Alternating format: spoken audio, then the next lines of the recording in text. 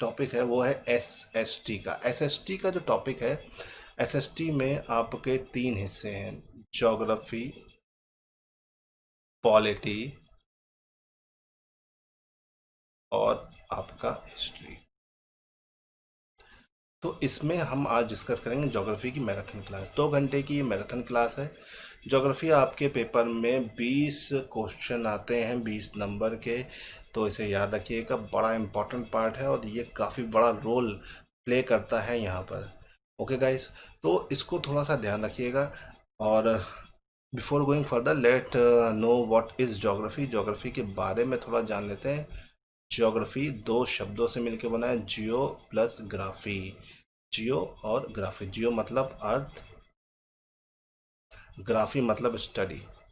तो जो अर्थ की स्टडी होती है उसे हम बोलते हैं ज्योग्राफी। तो study of earth is known as geography. Earth की जो स्टडी होती है उसे हम ज्योग्राफी बोलते हैं। और इस स्टडी को करने के लिए हमने वेरियस टूल्स को अपनाते हैं, जानते हैं और किस तरीके से इसको समझते हैं। चलिए आइए हम जानते हैं इसके बारे में। Before going further let me know कि कुछ क्वेश्चंस ऐसे होते हैं जो रेगुलरली आते हैं और आपको परेशान बहुत करते हैं। उनमें सबसे बड़ा क्वेश्चन है father of geography. Father of geography किसे कहा जाता है? फादर ऑफ ज्योग्राफी हिकैटियस को कहा जाता है। भूगोल का जनक, या पापा कौन थे भूगोल के? हिकैटियस, इसे याद रखिएगा। फिर आधुनिक भूगोल का जनक किसे कहा जाता है? आधुनिक भूगोल का जनक, ठीक है। फादर ऑफ मॉडर्न ज्योग्राफी किसे कहा जाता है? Alexander von Humboldt. Alexander von Humboldt को फादर ऑफ मॉडर्न ज्योग्राफी कहा जाता है। Father of modern geography Alexander von Humboldt. दोनों के डायग्राम चित्र ऊपर बने हुए हैं, तो आप इसे फॉलो कर सकते हैं फ्रेंड, देख सकते हैं। तो ये तो हो गया दोनों के जानकारी। अब हम आगे बढ़ते हैं और हम आज के टॉपिक को शुरू करते हैं। हमारे आज के टॉपिक का नाम है यूनिवर्स, ब्रह्मांड और सोलर सिस्टम, सौर मंडल। ब्रह्मांड और सौर मंडल की आज हम जानकारी लेंगे और उससे जानेंगे कि ब्रह्मांड आपके लिए किस तरीके से इम्पोर्टेंट है। देखिए, ब्रह्मांड एक इनफाइनाइट चीज़ है, हमें ब्रह्मांड के बारे में कुछ नहीं पता है, ठीक है। अगर हम ब्रह्मांड की नॉलेज की बात करें तो हम ब्रह्मांड में से टोटल 100% में से 4% को ही जानते हैं, जिसे हम कॉस्मिक फॉर्म में जानते हैं, कॉस्मिक रेज या कॉस्मिक एनर्जी की फॉर्म में बोलते हैं। और बाकी बचा हुआ 96% जो है वो डार्क मैटर है, इसके बारे में हम नहीं जानते। उसी 4% में जो भी हमारी नॉलेज है हम उसको जान पाए। ब्रह्मांड बहुत बड़ा है, बहुत अनंत है, ठीक है। अब ब्रह्मांड में आगे बढ़ने से पहले हम कुछ चीज़ों को देख लें। देखिए, ब्रह्मांड में सबसे पहले यूनिवर्स आता है। यूनिवर्स सबसे बड़ा है। एक यूनिवर्स या ब्रह्मांड में बहुत सारी गैलेक्सी या आकाश गंगाएं होती, और जो एक गैलेक्सी होती है उसके अंदर बहुत सारे सोलर सिस्टम होते हैं। सोलर सिस्टम मतलब सौर मंडल होते हैं। और एक सौर मंडल में बहुत सारे प्लैनेट्स होते हैं। तो ये कुछ चीज़ें हैं जो आपको जाननी है, समझनी है। तो गाइस, सबसे बड़ी चीज़ क्या है? यूनिवर्स। यूनिवर्स के अंदर बहुत सारी गैलेक्सीज, गैलेक्सीज के अंदर बहुत सारे सोलर सिस्टम, सोलर सिस्टम के अंदर बहुत सारे प्लैनेट्स होते हैं। तो ये मैंने एक बेसिक आपको समझाया है। चलिए हम आज इनकी शुरुआत करते हैं। मैराथन क्लास के शुरुआत है और इसको आप रेगुलर फॉलो करिए। देखिए, यूनिवर्स जो है, ब्रह्मांड जो हमारा है, ब्रह्मांड के बारे में हम जानते हैं। हमारे पास ब्रह्मांड में सबसे पहला जो वर्ड मैंने यहाँ पे लिखा है कि करोड़ों तारों के समूह को क्या कहते हैं? आकाशगंगा, ठीक है। The combination of many star is known as galaxy, ठीक है। हमारी जो गैलेक्सी है उसका नाम है मंदाकिनी। क्या नाम है फ्रेंड्स? मंदाकिनी। और हमारी गैलेक्सी इतनी बड़ी है, मंदाकिनी इतनी बड़ी है कि जिसको हम आसानी से देख ही नहीं सकते सिंगल फॉर्म में, ठीक है। तो हमें मंदाकिनी का वो हिस्सा जो पृथ्वी से दिखाई देता है उसे हम क्या बोलते हैं? उसे हम बोलते हैं मिल्की वे। क्या बोलते हैं? मिल्की वे, ठीक है। मंदाकिनी का वो हिस्सा जो पृथ्वी से दिखाई देता है उसे हम बोलते हैं मिल्की वे। और इसका जो शेप होता है वो सर्पिला आकार होता है। देखिए, आपको यहाँ पे दिख रहा है, ये इसका शेप है जो आपको डायग्राम में बगल में दिख रहा है, ठीक है। और इसी मिल्की वे का हिस्सा है हमारा सौर मंडल। इसी का एक हिस्सा हमारा क्या है, हमारा सौर मंडल या सोलर सिस्टम, और करोड़ों आकाश गंगाएं जो होती हैं मिलकर क्या बनाती है, ब्रह्मांड। जैसे मैंने पीछे बताया वही चीज़ यहाँ पे रिटर्न फॉर्म में है। तो देखिए हमारे पास तारों का जो समूह होता है, करोड़ों तारों के समूह क्या बोलते हैं, आकाशगंगा। ये सीधा क्वेश्चन आता है, आपको लगाना है। उसके बाद आता है कि हमारी आकाशगंगा का नाम क्या है, तो आप आंसर क्या लगाएंगे, मंदाकिनी। ठीक है। फिर कभी कभी क्वेश्चन आता है कि हमारा पृथ्वी से आकाशगंगा का जो हिस्सा दिखाई देता है उसे हम क्या कहते हैं, तो उसे हम क्या कहते हैं, मिल्की वे। ठीक है। और हमारी आकाशगंगा या हमारी जो मंदाकिनी है, इसका शेप या आकृति कैसी है, तो इसकी आकृति है सर्पिलाकार। सर्पिलाकार मतलब सांप के आकार का, गोल गोल, इसे याद रखिएगा। तो ये तो बात हो गई हमारे ब्रह्मांड की बेसिक चीज़ के बारे में। ब्रह्मांड की जब हम बात करते हैं तो ब्रह्मांड की उत्पत्ति को लेकर बहुत सवाल उठते हैं। इसकी उत्पत्ति, ठीक है, इसकी ओरिजिन को लेकर काफ़ी क्वेश्चन उठते हैं। ठीक है, कि उसकी ओरिजिन कैसे हुई। तो ब्रह्मांड की ओरिजिन को लेकर डिफरेंट टाइप्स ऑफ थ्योरी है, पर सबसे ज़्यादा रिलेवेंट थ्योरी है बिग बैंग थ्योरी। कौन सी थ्योरी, बिग बैंग, महाविस्फोटन सिद्धांत। बिग बैंग थ्योरी ही से पहले भी बहुत सारी थ्योरी आई हैं, उससे बाद भी बहुत सारी थ्योरी है, लेकिन ये बिग बैंग थ्योरी ही इतनी इंपॉर्टेंट क्यों है, वो हमारे लिए इतनी इंपॉर्टेंट क्यों है, हम उसको क्यों इतना फॉलो कर रहे हैं। देखिए हमारे पास ज्योग्राफी में थ्योरी कम होती है, थ्योरी शुरू होती है हाइपोथेसिस से। सबसे पहले हमारे पास परिकल्पनाएं आती हैं, हाइपोथेसिस। हम एक परिकल्पना बनाते हैं, ऐसा हुआ होगा, वैसा हुआ होगा, फिर ये हुआ होगा। हम कई सारे तर्क देते हैं, और अगर वो तर्क प्रूव हो जाते हैं, जो कि एक हाइपोथेसिस या परिकल्पना के अंदर होते हैं, तब वो हमारी हाइपोथेसिस एक थ्योरी में कन्वर्ट हो जाती है। तो बिग बैंग थ्योरी के अंदर जितने भी तर्क दिए गए थे वो तर्क प्रूव हो गए, जिसके कारण आज के दौर में big bang theory widely accepted theory है। वाइडली एक्सेप्टेड मतलब बहुत ज़्यादा मानी जाती है।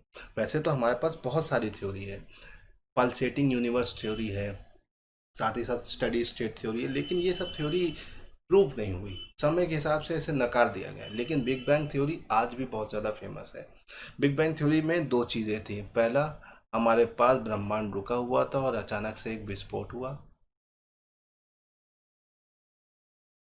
और दूसरी चीज़ पृथ्वी या सॉरी ब्रह्मांड फैलने लगा, इसका एक्सपेंशन हुआ।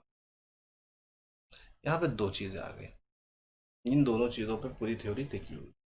इन दोनों थ्योरी, जो एक हाइपोथेसिस थी जिसको किसने दिया था, जिसको एक बेल्जियम के पुजारी ने दिया था, जिसका नाम था जॉर्ज लेमेंटायर।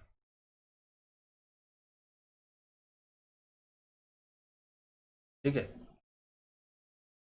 जॉर्ज ने ये थ्योरी जो थी 1920 के करीब दी थी, और इन्होंने सिद्धांत सुझाया। तो इनसे लोगों ने बोला कि sir this is not a theory, it is a hypothesis. तो उन्होंने कहा yes I know it is an hypothesis, but इसके अंदर जो तर्क है वो मैं अगर समय के हिसाब से प्रूव होते हैं तो ये थ्योरी हो जाएगी। तो बहुत से लोगों ने इनके इस तर्क को आगे जाके प्रूव किया। इसमें नासा का बड़ा योगदान है, जिन्होंने इनके तर्क को बहुत आगे तक ले गए। चलिए फिलहाल जब भी बिग बैंग थ्योरी की बात आती है तो जॉर्ज का नाम आप याद रखिए, जॉर्ज लेमेंजायर। इन्होंने इस थ्योरी को आगे लेके गए थे। ठीक है। और बिग बैंग थ्योरी में स्टीफन हॉकिंस के नाम को ज़्यादा नहीं याद रखिएगा। बहुत सारे लोग बिग बैंग थ्योरी में स्टीफन हॉकिंस के नाम को याद रखते हैं, नहीं, स्टीफन हॉकिंस ने बिग बैंग और ब्लैक होल को लेकर बहुत रिसर्च करी है, लेकिन मेनली ये थ्योरी गिवन बाय होम, जॉर्ज लेमेंटायर। और स्टीफन हॉकिंस ने क्या किया, स्टीफन हॉकिंस ने कोई खास चीज़ नहीं की। स्टीफन हॉकिंस ने आपका ब्लैक होल भी नहीं बताया। ब्लैक होल इंडिया के एक साइंटिस्ट ने बताया था, एस चंद्रशेखर। तो आपको ये याद रखना है कि आपको फैक्ट्स को एकदम ध्यान रखना है। फैक्ट्स आपके एग्जाम में अक्सर आते हैं जो पूछे जाते हैं, इन सब चीज़ों को अगर आप ध्यान रखेंगे तो कोई दिक्कत नहीं होने वाली है। चलिए फ्रेंड, यूनिवर्स के बारे में हमने बेसिक चीज़ें देख ली। बिग बैंग थ्योरी यूनिवर्स को एग्जिस्टेंस को बताने का सबसे इजी थ्योरी है, सबसे ज़्यादा वाइडली एक्सेप्टेड थ्योरी है, जिसको जॉर्ज लेमेंटायर ने दिया था। अब हम आगे बढ़ते हैं। अब हम बात करते हैं सोलर सिस्टम की। सोलर सिस्टम हमारा काफ़ी इम्पोर्टेंट है। वैसे तो हमारी गैलेक्सी में बहुत सारे सोलर सिस्टम है, लेकिन हम अपने सोलर सिस्टम की बात करते हैं। तो जब हम अपने सोलर सिस्टम की बात करते हैं, ठीक है, तो हमारा जो सोलर सिस्टम है इसकी एज कितनी है, 4.6 बिलियन ईयर। ठीक है। इस सोलर सिस्टम की एज कितनी, 4.6 बिलियन ईयर्स। ठीक। अब हमारे सोलर सिस्टम में ये जो 4.6 बिलियन है, देखिए ये मिलियन के बाद बिलियन आता है, 10 लाख के बाद आता है, तो ये बहुत बड़ी एज है। तो ये याद रखिएगा, भूलिएगा नहीं कि ये बहुत ज़्यादा लंबा टाइम है हमारा सोलर सिस्टम बनने का पूरा। ठीक। हमारे सोलर सिस्टम में करेंटली कितने प्लैनेट हैं, कितने ग्रह हैं? तो हमारे सोलर सिस्टम में 8 ग्रह हैं। ठीक है, उन 8 ग्रह का नाम मरकरी, वीनस, अर्थ, अर्थ के बाद मार्स जिसे हम मंगल भी कहते हैं, फिर Jupiter, Brihaspati, Saturn, Shani, Uranus, Arun, Neptune, Varun. ठीक है, इन सारे ग्रह को आप यहाँ पे देख सकते हैं सिस्टमेटिक तरीके से। सबसे करीब मरकरी है, सबसे आखिरी में नेपच्यून है, जैसे ऑर्डर है वैसे यहाँ पर है। अब वैसे हमारे पास पहले 9 ग्रह हुआ करते थे। ठीक है, प्लूटो को हमने ग्रह की कैटेगरी से हटा दिया, इसे ध्यान रखिएगा। इसे हमने बौने ग्रह में डाल दिया। बौने ग्रह कौन से होते हैं? बौने ग्रह वो ग्रह होते हैं जिनका साइज बहुत ही छोटा होता है। उन किन ग्रहों को हम बौना ग्रह कहते हैं? जिनका साइज बहुत ही छोटा होता है, जिनके पास अपनी कोई ग्रेविटी नहीं होती है, और ग्रेविटी ना होने के कारण ये चीज़ों को अट्रैक्ट नहीं कर पाते हैं, पहली चीज़। और दूसरी चीज़, इनकी कोई फिक्स ऑर्बिट नहीं होती है, ये अपनी ऑर्बिट छोड़ के दूसरी ऑर्बिट में चला जाता है। तो प्लूटो को हमने प्लैनेट की कैटेगरी से क्यों बाहर किया? 2 वजह से। पहला, इसका साइज़ बहुत छोटा था जिसके कारण इसकी अपनी कोई ग्रेविटी नहीं थी, और दूसरी चीज़, ये अपनी ऑर्बिट में फिक्स नहीं रहता था, इसकी कोई फिक्स ऑर्बिट नहीं थी। कभी ये नेपच्यून की ऑर्बिट में, कभी अपनी ऑर्बिट में, दूसरे भी घरों में घुस जाता था। तो ऐसे लोगों को हमेशा संदिग्ध हालत में नज़रबंद कर दिया जाता है। तो प्लूटो को भी बौने ग्रह की कैटेगरी में हमने डाल दिया।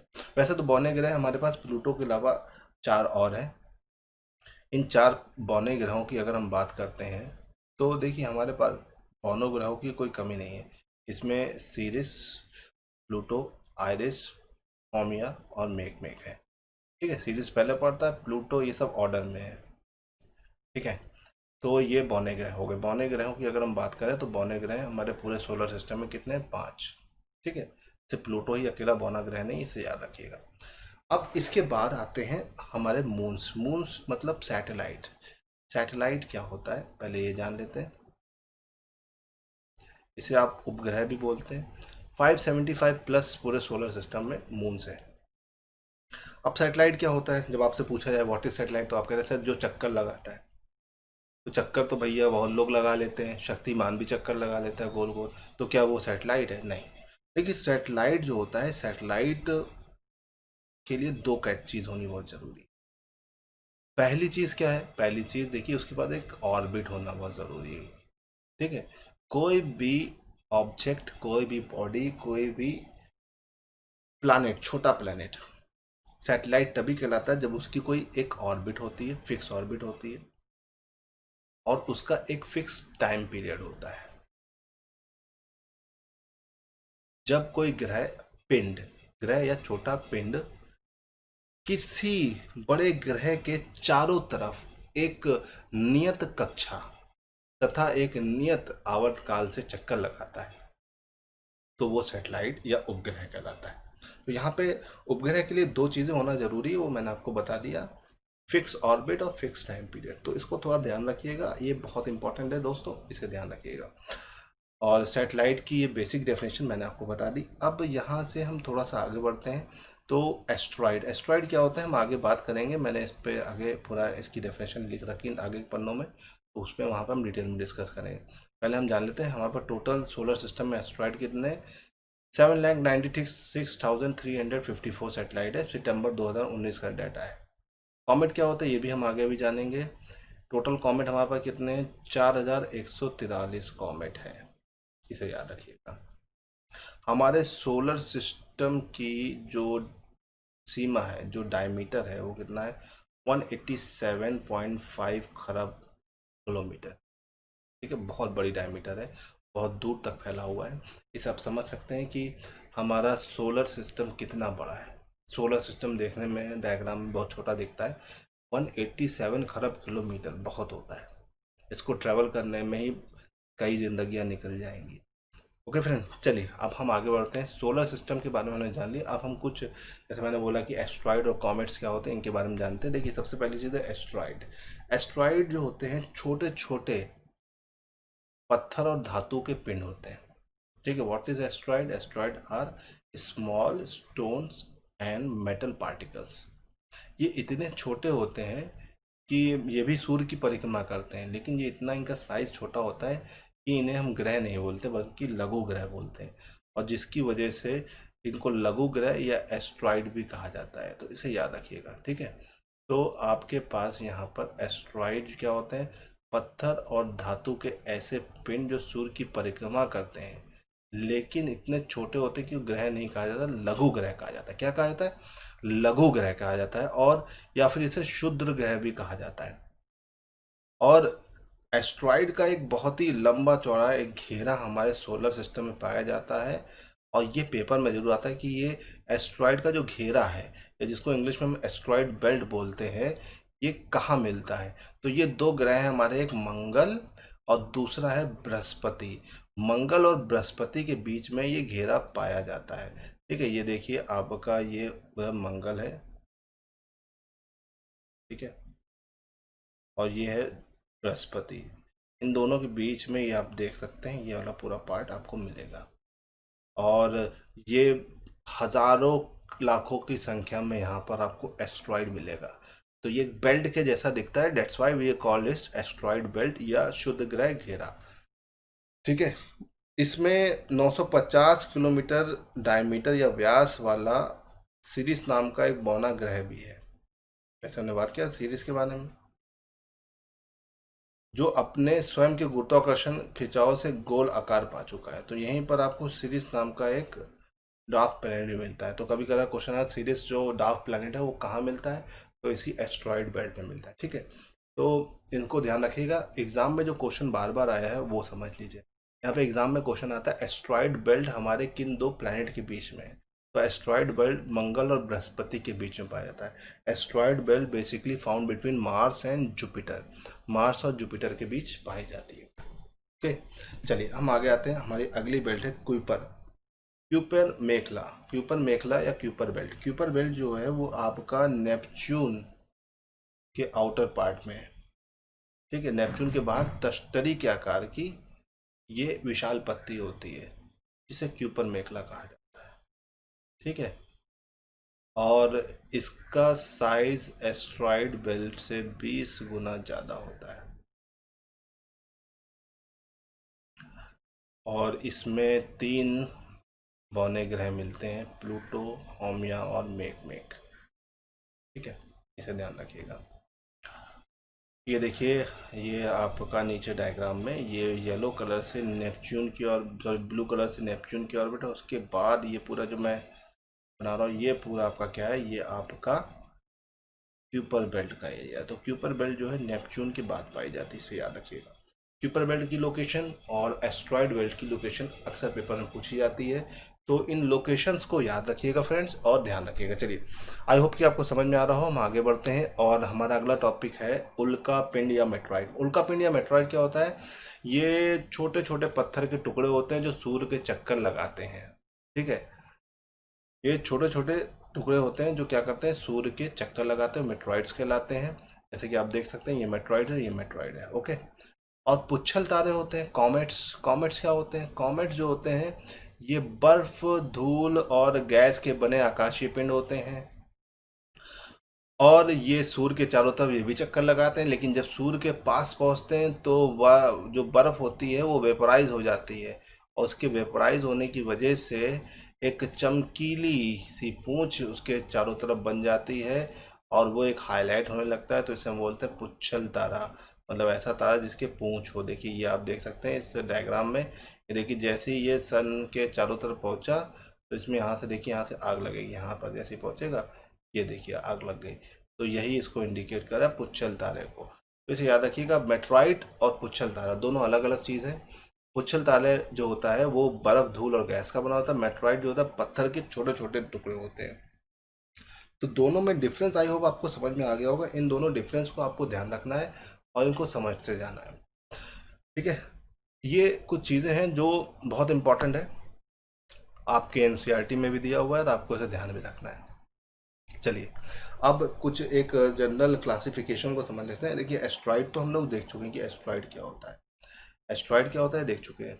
कॉमेट, पुच्छल तारा भी देख चुके हैं। ठीक है, अब मिट्योर, मिट्योर अभी हमने मिट्योर क्या है, हमने मेट्रॉइड देखा, मेट्रॉइड देखा। अब मेट्रॉइड जो होते हैं जब ये अर्थ की तरफ आते हैं और अर्थ की ग्रेविटी में एंटर करते हैं, ठीक है, तो एटमॉस्फेयर से फ्रिक्शन की वजह से ये जलना स्टार्ट अगर कर देते हैं तो इनको मिट्योर्स कहा जाता है। क्या, किसे मिट्योर कहा जाता है?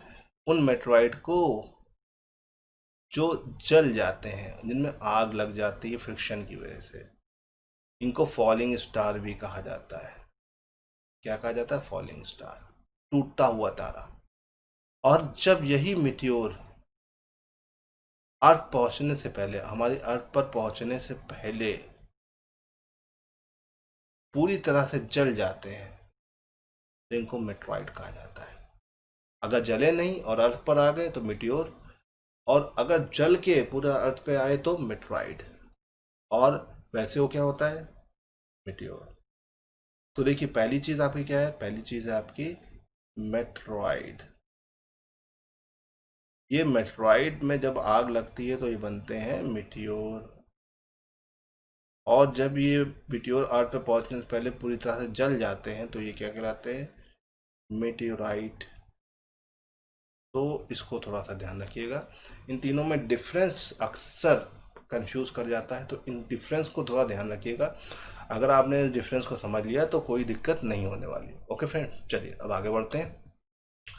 अब देखिए ये आ गया हमारे एक जिस्ट, यहाँ पर समझ लीजिए ये बहुत ही इंपॉर्टेंट एरिया है, और अगर आपने इसको समझ लिया तो आप सब कुछ समझ लेंगे। यहाँ पर देखिए एक टेबल आपको दिख रही है, इस टेबल में आपके पास बहुत सारी चीज़ें हैं समझने के लिए। इस टेबल को समझ लीजिए कि मैंने एक नई तरीके से कुछ चीज़ों को डेवलप करने की कोशिश की है ताकि आपको एक नई चीज़ मिल सके एक क्रिएटिव तरीके से। इस टेबल में देखिए एक तरफ प्लैनेट के नाम लिखे हुए हैं, दूसरी तरफ आपका उसकी प्रॉपर्टीज़ लिखी हुई है। ठीक है, आप यहाँ पर देख सकते हैं कि आपका प्लैनेट का नाम नीचे चल रहा है मरकरी, वीनस, अर्थ। ठीक है, तो अब हम इसको एक एक करके यहाँ पर देखते हैं और इनको समझते हैं।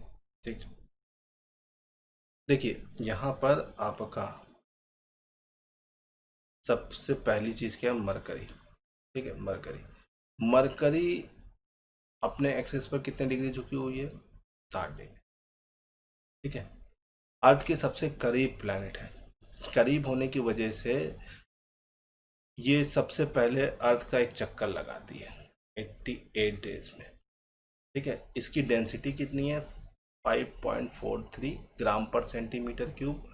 इसके पास एक भी सैटेलाइट नहीं है, इंपॉर्टेंट पॉइंट है। और ये अर्थ का चक्कर, सॉरी सन का एक चक्कर कितने दिन लगा? 88 दिन में। ठीक है, कि इसे हम रेवोल्यूशन बोलते हैं। जब प्लैनेट सन का चक्कर अपने ऑर्बिट पर लगाता है तो उसे वो रेवोल्यूशन बोलते हैं, और जब वो अपने एक्सिस पर ही घूमता है तो उसे बोलते हैं रोटेशन। ठीक है, जब सन का चक्कर लगाता है तो एक साल कंप्लीट होता है किसी प्लैनेट का, और जब वो अपना चक्कर लगाता है तो दिन और रात होता है। तो इसे थोड़ा सा ध्यान रखिएगा। और इसका एक दिन कितने दिन में होता है? 59 डेज। और इसका दिन का टेम्परेचर 390 है और रात का टेम्परेचर होता है -190। तो ये दोनों टेम्परेचर डिफरेंस आपको देखने को मिलेगा क्योंकि यहाँ पे एटमॉस्फेयर नहीं पाया जाता है। इसके बाद आता है वीनस। वीनस काफ़ी इंपॉर्टेंट प्लैनेट है में से एक है। वीनस को हम अलग अलग नाम से जानते हैं। ठीक है, सबसे पहली चीज़ तो यह अपने एक्सेस पर कितने डिग्री झुका हुआ है? 3 डिग्री। ठीक है, इसकी डेंसिटी 5.24 ग्राम पर सेंटीमीटर क्यूब। इसके पास एक भी सैटेलाइट नहीं है। सूर्य का चक्कर ये कितने दिन में लगाता है? 225 दिन में, मतलब इसका एक साल 225 दिन में पूरा होता है। और ये अपने अक्षों पर चक्कर लगाने में कितना समय लेता है? 243 दिन। ठीक है, 243 दिन, मतलब ये अपना एक दिन 243 दिन में पूरा करता है। ठीक है, इसका दिन रात 243 दिन में होता है। और इसका सब टेम्परेचर कितना है? 475 डिग्री सेंटीग्रेड। तो ये अगर इसको देखा जाए तो ये हमारे सोलर सिस्टम का सबसे गर्म प्लैनेट है, सबसे गर्म। सबसे गर्म प्लैनेट का मतलब क्या है? हमारे सोलर सिस्टम में सबसे ज़्यादा हॉट यही है। तो कभी कभी क्वेश्चन आता है हमारे सोलर सिस्टम का सबसे गर्म प्लैनेट कौन सा है? तो सोलर सिस्टम का सबसे गर्म प्लैनेट कौन सा है? आपका वीनस, सबसे वार्म प्लैनेट। ठीक है, इसके अलावा इसको मॉर्निंग स्टार भी कहा जाता है।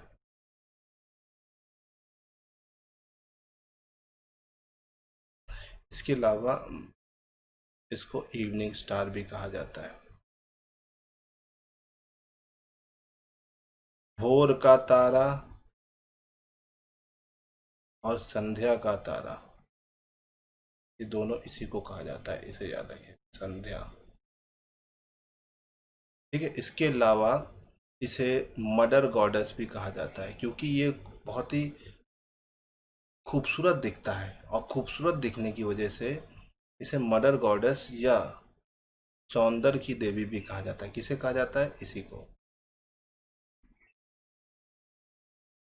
इसके अलावा सबसे खास बात क्या है, इसे प्रेशर कुकर प्लैनेट भी कहा जाता है। तो वीनस को हम कई सारे नाम से जाना है, संध्या का तारा, भोर का तारा, गर्म ग्रह, मदर गॉडेस, सौंदर्य की देवी, प्रेशर कुकर प्लैनेट। ये सब हम किसको किसको बुलाते हैं, किसके लिए यूज़ करते हैं? ये सब वर्ड हम यूज़ करते हैं वीनस के लिए। वीनस भले ही हमारे सन से काफ़ी दूर है, मरकरी सबसे करीब है, लेकिन सबसे गर्म वीनस पाया जाता है, इसे ध्यान रखिएगा। ठीक है, वीनस को पृथ्वी की जुड़वा बहन भी कहा जाता है। पृथ्वी की जुड़वा बहन हम किसे कहते हैं? वीनस को। चलिए अब आगे बढ़ते हैं। पृथ्वी। पृथ्वी नीला ग्रह। पृथ्वी कौन सा ग्रह है? नीला ग्रह। नीले ग्रह के नाम से हम किसको जानते हैं? पृथ्वी। पृथ्वी अपने अक्षों पर कितना झुका हुआ है? 23.5 डिग्री। ठीक है, ये 23.5 होना चाहिए, तो 23.5 डिग्री झुका हुआ है, इसे याद रखिएगा। और इसका घनत्व कितना है? 5.52 ग्राम पर सेंटीमीटर क्यूब। इसके पास कितने उपग्रह हैं? एक उपग्रह है, जिसको हम चंद्रमा बोलते हैं। ये सूर्य का चक्कर 365.25 दिन में पूरा कर लेता है। साथ ही साथ इसका एक दिन लगभग 24 घंटे में पूरा हो जाता है। एक दिन कितने दिन पूरा हो जाता है? लगभग 24 घंटे में। 24 घंटे में इसका एक दिन पूरा होता है, 23 घंटे 56 मिनट में। और उसका औसत तापमान कितना है? 22 डिग्री सेल्सियस। अब आगे बढ़ते हैं और अपने अगले ग्रह पे आते हैं, मंगल ग्रह। इसको हम लाल ग्रह कहते हैं। लाल ग्रह के नाम से कौन मशहूर है? मंगल ग्रह। मंगल ग्रह को लाल ग्रह कहते हैं। ये अपने अक्षों पर 25 डिग्री झुका हुआ है। ओके, और इसका घनत्व जो है वो 3.94 ग्राम पर सेंटीमीटर है क्यूब है। और इसके पास कितने सैटेलाइट हैं? दो। कितने सैटेलाइट हैं इसके पास? दो सैटेलाइट है। और ये सन का चक्कर लगाने में या एक साल पूरा करने में 687 डेज लेता है। साथ ही साथ ये अपने अक्षों पर जो एक चक्कर लगाता है वो 24 घंटे और 37 मिनट में लगाता है। और ये अपना इसका जो तापमान है -23 डिग्री, इसका एवरेज टेम्परेचर -23 डिग्री सेल्सियस। ठीक है, ये तो बात हो गई हमारे किसके बारे में? ये बात हो गई हमारे मंगल ग्रह के बारे में। मंगल ग्रह के बाद हम बात करते हैं जुपिटर की। जुपिटर मतलब बृहस्पति। बृहस्पति हमारे सोलर सिस्टम का सबसे बड़ा ग्रह है, पहले पॉइंट। दूसरा पॉइंट, इसके चारों तरफ वलय या रिंग पाई जाती है। इसका अपने अक्षों पर झुकाव 3.51 डिग्री है, और इसका घनत्व 1.33 डिग्री ग्राम पर सेंटीमीटर क्यूब है। इसके बाद कितने उपग्रह हैं? लगभग 70 के करीब। और ये सूर्य का एक चक्कर 11.86 साल में पूरा करता है।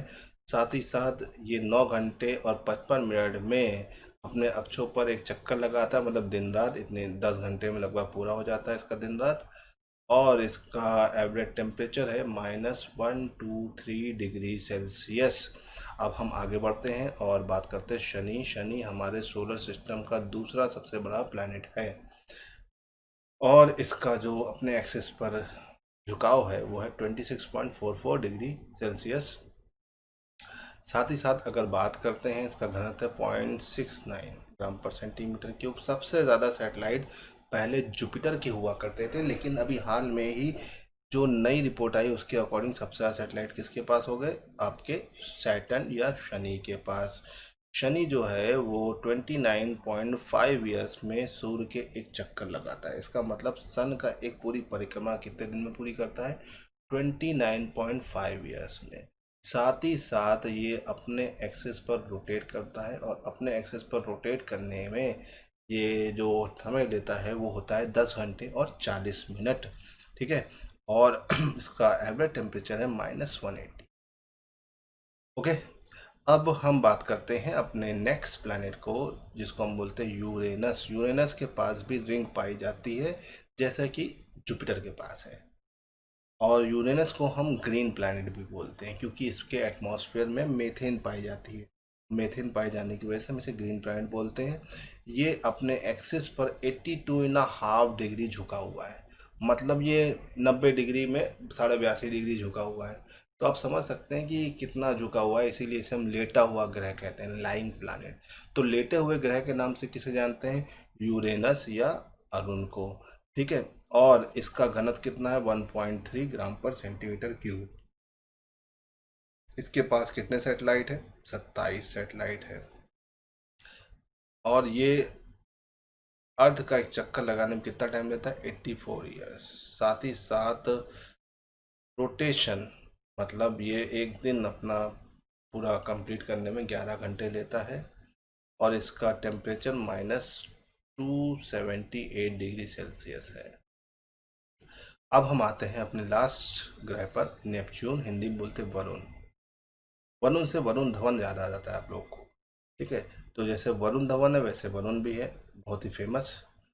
अपने एक्सिस पर 28.48 डिग्री सेल्सियस झुका हुआ। इसका घनत्व 1.76 है। और इसके पास 14 सैटेलाइट है। बहुत सारी बुक में 13 भी दिया हुआ है, तो 13 नहीं सही है, आप वो 14 लेके चलिए। ये अपना सन का एक चक्कर 165 ईयर्स में पूरा करता है। साथ ही साथ ये एक दिन 16 घंटे में पूरा करता है। और इसका जो टेम्परेचर है -208 है। तो देखिए, ये मैंने अभी आपको इस टेबल के अंदर क्या था वो बताया। इस टेबल के जो कंटेंट है हमने उसको देख लिया। ठीक है फ्रेंड्स। अब हम देखते हैं कि आपके लिए क्या क्या चीज़ें ज़रूरी है, हम उसको देखेंगे। ठीक है। सबसे पहली चीज़ तो ये है कि हम एक एनालिटिकल फॉर्म में इसे समझते हैं। ठीक है। एनालिटिकल फॉर्म मतलब एनालाइज कर लेते हैं। तो देखिए, अभी जो शुरू के 4 ग्रह हैं ये लगभग साइज में सिमिलर है। शुरू के 4 ग्रह जो है ये 1 2 3 4, इसीलिए इनको इनर प्लैनेट भी कहा जाता है। कौन सा प्लैनेट? Inner planet. और जो आखिरी के 4 ग्रह हैं इनको आउटर प्लैनेट या जोवियन प्लैनेट भी। इनका साइज भी सिमिलर है। Jupiter, Saturn, Uranus, Neptune, Mercury, Venus, Earth, Mars. ठीक है। ये 4 अलग हैं, ये 4 अलग हैं, इनके साइज अलग अलग हैं। ठीक है। ये 4 एक साइज के, आखिरी वाले 4 एक साइड के, तो एक को इनर और आउटर प्लैनेट के फॉर्म में भी जाना जाता है। ठीक है। पहली चीज़ तो आपको ये समझना है। अब थोड़ा सा एनालिटिकल फॉर्म में हम देख रहे हैं तो कुछ चीज़ों को और देख लेते हैं। एक जनरल ऑब्जर्वेशन कर लेते हैं। देखिए, आपका सबसे पहली चीज़ है एक्सिस। ठीक है। तो सबसे कम अपनी एक्सिस पर कौन झुका हुआ है? वीनस। और सबसे ज़्यादा अपने एक्सिस पर कौन झुका है? यूरेनस। तो वीनस और यूरेनस मिनिमम और मैक्सिमम वाले हो गए।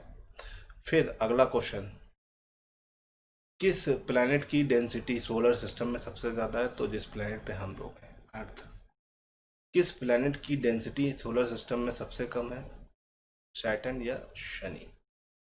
ठीक है। वैसे कहा जाता है आपका शनि भारी है, लेकिन यहाँ पे शनि बहुत हल्का है। चलिए, अब आते हैं आपके सैटेलाइट। सबसे ज़्यादा सैटेलाइट किसके पास है? शनि के पास। उपग्रह। वैसे तो पहले आंसर जुपिटर होता था, लेकिन अभी सैटर्न हो गया। सबसे कम किसके पास है? मरकरी और वीनस। एक भी नहीं है। एग्जाम में बहुत बार आया है कि मरकरी और वीनस के पास कितने सैटेलाइट हैं, या कौन से ऐसे ऐसे प्लैनेट है जिनके पास एक भी सैटेलाइट है? तो वीनस और मरकरी पहले 2। ओके। अब इसके बाद हम आते हैं, सन का चक्कर सबसे कम टाइम में कौन लगाता है, या किसका एक साल सबसे कम समय में होता है? मरकरी का। ठीक है। और किसका एक साल सबसे ज़्यादा समय में होता है? वरुण का। ठीक। इसके बाद वो कौन सा ग्रह है जो जिसका दिन सबसे पहले होता है, या बोल सकते हैं अपने अक्षों पर सबसे जल्दी चक्कर कंप्लीट करता है? वो है आपका जुपिटर या बृहस्पति। 9 घंटे 55 मिनट में ये पूरा एक चक्कर लगा लेता है। उसके बाद अगर हम बात करते हैं तो सबसे ज़्यादा समय कौन सा लेता है? सबसे ज़्यादा समय लेता है आपका वीनस। वीनस का एक दिन इतना बड़ा होता है कि एक साल से बड़ा होता है। देखिए, तो वो कौन सा ग्रह है जिसका एक दिन एक साल से बड़ा है? वीनस। कौन सा ग्रह है जिसका एक दिन एक साल से बड़ा है? वीनस। इसको थोड़ा ध्यान रखिएगा और थोड़ा सा रिमाइंड रखिएगा, इस तरह के क्वेश्चन आपके पेपर में अक्सर आते हैं। अब यहाँ से थोड़ा सा आगे बढ़ते हैं। और सोलर सिस्टम का सबसे गर्म प्लैनेट आपका कौन सा है? वीनस। और सोलर सिस्टम का सबसे ठंडा प्लैनेट कौन सा है? यूरेनस। वीनस और यूरेनस से याद आया कि हमारे सोलर सिस्टम में ज़्यादातर प्लैनेट ईस्ट से वेस्ट घूमते हैं, एक्सेप्ट वीनस एंड यूरेनस। इसे याद रखिए। ओके। तो हमारे पास सारे प्लैनेट जो हैं एंटी क्लॉकवाइज घूमते हैं। क्लॉकवाइज घूमने वाले प्लैनेट हमारे पास सिर्फ दो हैं, Venus and Uranus. Okay friend, इसे याद रखिएगा। अब हमने एक कंपैरिजन देख लिया, कम ज़्यादा वाला इसी टेबल पर। अब हम दूसरा कंपैरिजन इस टेबल पर देखेंगे। और दूसरा कंपैरिजन क्या है? वो दूसरा कंपैरिजन आपके पास आ गया अर्थ के साथ। ठीक है, अर्थ का एक्सिस 23.5 डिग्री, इसके सबसे करीब एक्सिस कौन सी है? मंगल की। तो अर्थ की एक्सिस किससे मिलती जुलती? मंगल से। ठीक। फिर अर्थ की डेंसिटी 5.52। और वो कौन सा प्लैनेट है जिसकी डेंसिटी अर्थ के सबसे करीब है? मरकरी या बुध। ठीक है। फिर सैटेलाइट से कोई खास क्वेश्चन नहीं बनता, सैटेलाइट तो बहुत आसान है। ठीक है। अर्थ का रेवोल्यूशन टाइम 365.25 डेज, 365.25। ठीक है, इसे याद रखिएगा। अब अगर देखा जाए तो अर्थ के करीब सबसे किसका है रेवोल्यूशन? वीनस का। उसके बाद अर्थ का रोटेशन टाइम 23 घंटा 56 मिनट है। और अर्थ के सबसे करीब जो रोटेशन है वो किस प्लेनेट का है? मंगल का। ठीक है। अर्थ का टेम्परेचर है 22 डिग्री और अर्थ के सबसे करीब टेम्परेचर किसका है? मंगल का। तो मंगल पर पानी मिल रहा है और मंगल पे जीवन की खोज की जा रही है। बोला जा रहा है मंगल में भी जीवन मिलेगा। तो कभी कभी क्वेश्चन आता है कि पृथ्वी की जुड़वा बहन किसे कहा जाता है? तो जब पृथ्वी की जुड़वा बहन की बात आती है तो हम बात करते हैं वीनस। पृथ्वी की जुड़वा बहन किसे कहा जाता है? पृथ्वी की जुड़वा बहन कहा जाता है वीनस को। इसे याद रखिएगा, भूलिएगा नहीं, मोस्ट इंपॉर्टेंट क्वेश्चन है। ठीक है। हम ढूंढ रहे हैं जीवन मंगल पे, पृथ्वी जैसा ग्रह मंगल जगता है, लेकिन पृथ्वी की जुड़वा बहन कौन सी है? वीनस। वीनस पृथ्वी से एकदम लुका लायक है, शेप साइज सब में। इसे याद रखिए, सबसे नियर अबाउट है। इसीलिए पृथ्वी के सबसे करीब कौन है? वीनस की मार्स। तो यहाँ पे याद रखिएगा वीनस। तो ये चीज़ों को थोड़ा सा ध्यान रखिएगा। सॉरी, यहाँ पे याद रखिएगा मंगल। मंगल पृथ्वी से ज़्यादा करीब है वीनस के कंपैरिजन में। तो कुछ चीज़ें ऐसी हैं जो आपको ध्यान रखना है। अगर आप इन सब चीज़ों को ध्यान रखेंगे तो गड़बड़ नहीं करेंगे। ये कंपैरिजन है। अब देखिए, हमने सोलर सिस्टम के प्लैनेट देख लिए। कभी कभी क्या होता है, सोलर सिस्टम के प्लैनेट को अरेंज करने को दिया जाता है। तो सबसे बड़ा प्लैनेट कौन सा है आपका? जुपिटर, बृहस्पति। बृहस्पति के बाद कौन सा है? सैटर्न। सैटर्न के बाद यूरेनस। यूरेनस के बाद आपका कौन सा आता है? उसके बाद आता है नेपच्यून। नेपच्यून के बाद अब यहाँ पर कौन आएगा? अर्थ। तो ये अरेंज करने को आता है, इसे अरेंज करने को याद रखिएगा। अक्सर एग्जाम में पूछ लिया जाता है और आप इसमें थोड़े से परेशान हो जाते। तो कुछ चीज़ें ऐसी हैं जो आपको पता होना बहुत ज़रूरी है, मैंने यहाँ पर आपको बता दिया। जो हमारे साइज हैं, ठीक है। इनर प्लैनेट में सबसे बड़ा कौन सा है? अर्थ। और सबसे छोटा कौन सा है आपका? मरकरी। मरकरी मतलब बुध। कुछ चीज़ों को याद रखिएगा। कभी कभी अरेंज करने को दे देता है इन्हीं प्लैनेट का सैटेलाइट। तो सबसे ज़्यादा सैटेलाइट किसके पास है? सैटर्न, शनि। ठीक है, सबसे ज़्यादा सैटेलाइट किसके पास है? शनि। शनि के बाद दूसरे नंबर पर सैटेलाइट किसके पास है?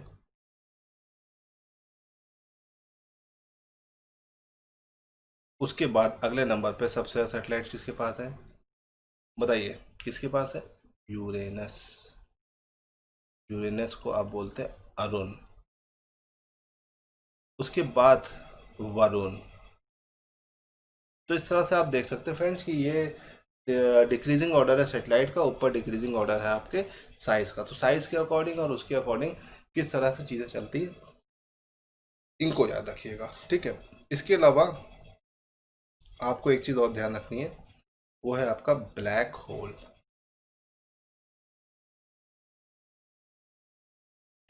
ब्लैक होल थोड़ा सा आजकल बड़ा न्यूज़ में रहता है, इसलिए मैं आपको बता रहा हूँ, ठीक है। डाइंग स्टार जो होता है, वो तारा जो अपनी एनर्जी को ख़त्म कर रहा होता है, वो ब्लैक होल बन सकता है, ठीक है। ब्लैक होल क्या होता है, जब एक तारे का पूरा द्रव्यमान उसके सेंटर पे संकेंद्रित होता है, तो वो किस में कन्वर्ट होने लगता है, ब्लैक होल में। ब्लैक होल के बारे में और ब्लैक होल की पूरी जानकारी किसने दी थी, एस चंद्रशेखर। एस चंद्रशेखर जो है वो एक इंडियन वैज्ञानिक है, और इन्होंने ब्लैक होल और लाइफ साइकिल ऑफ स्टार पर बहुत सारी रिसर्च करी थी, जिसके बाद इन्होंने ब्लैक होल और इन सब चीज़ों को एक अच्छे पैटर्न पे डिफाइन किया। तो आप समझ सकते हैं कि ब्लैक होल कितना इम्पोर्टेंट है, और एस चंद्रशेखर ने इसको बहुत ही डिटेल में समझाया है, और उन्होंने बताया कि कभी कोई स्टार जो है वो ब्लैक होल क्यों बनता है। उसके लिए उन्होंने चंद्रशेखर लिमिट दिया, वो कोई आपके एग्जाम के लिए इतनी इंपॉर्टेंट नहीं है, लेकिन मैं आपको सिर्फ इस जानकारी इसलिए दे रहा हूँ क्योंकि कभी कदार पूछ लिया था ब्लैक होल के बारे में किसने दिया, तो काफ़ी सारे स्टूडेंट स्टीफन हॉकिंस का नाम लगा देते हैं। तो स्टीफन हॉकिंस ने इस थ्योरी को नहीं दिया, इसे थोड़ा सा रिमाइंड कर लीजिए, दिमाग में बिठा लीजिएगा। ओके फ्रेंड, चलिए, ये तो बात हो गई हमारे सोलर सिस्टम और उससे रिलेटेड जितनी भी चीज़ें हैं उसके बारे में। तो मैराथन क्लास का जो ये टॉपिक है आज का, ये पहला आपका टॉपिक कंप्लीट हो गया, सोलर सिस्टम। तो सोलर सिस्टम के अंदर जो जो चीज़ें थी मैंने आपको डिस्कस कर दिया, और इससे रिलेटेड जितने भी क्वेश्चंस बन सकते हैं उनके सारे एक्सपेक्ट को आपके साथ क्लियर कर दिया।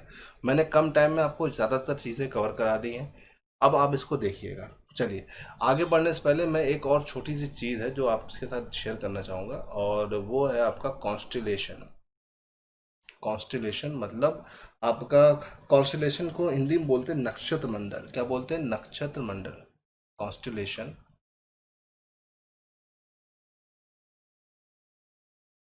हिंदी में क्या बोलते हैं, नक्षत्र मंडल। तारों के समूह को नक्षत्र मंडल कहा जाता है। जो हमारे पास डिफरेंट टाइप्स ऑफ जो स्टार्स होते हैं, स्टार्स के जो ग्रुप होते हैं, जो वो एक स्पेशल फिगर बनाते हैं। क्या बनाते हैं, एक स्पेशल फिगर या आकृति बनाते हैं, तो उस आकृति को हम बोलते हैं कॉन्स्टिलेशन। और इस तरह के कुल मिलाकर हमारे पास कितने कॉन्स्टिलेशन मौजूद है, 88। हमारे पास टोटल कॉन्स्टिलेशन कितने हैं, 88। तो हमारे पूरे सोलर सिस्टम में कुल मिला के 88 कॉन्स्टिलेशन है। इसमें ओरियन सबसे ज़्यादा फेमस है।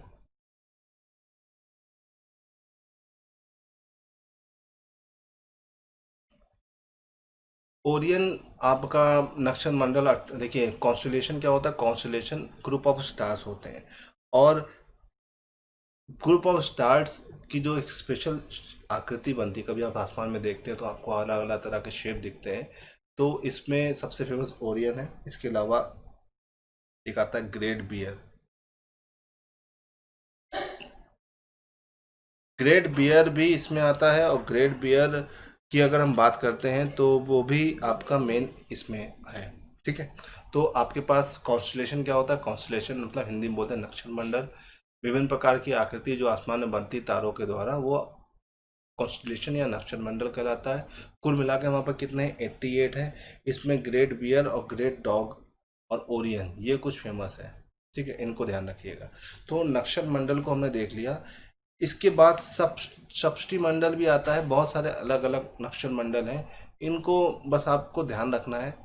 कॉन्स्टलेशन क्या होता है, ग्रुप ऑफ स्टार्स होते हैं, ठीक है, जो एक स्पेशल आकृति या एक स्पेशल फिगर बनाते हैं। और टोटल ये कितने होते हैं, 88 होते हैं। 88 मतलब कुल मिला के कितने टाइप्स का, अलग अलग जो एस्ट्रोनॉमर्स हैं, खगोल वैज्ञानिक हैं, उन्होंने कितने प्रकार के कॉन्स्टलेशन को खोज लिया है, 88। तो इसको थोड़ा ध्यान रखिएगा। तो फ्रेंड, यहाँ पे आते आते आपका जो बोल सकते हैं कि सोलर सिस्टम है वो पूरा हो गया है।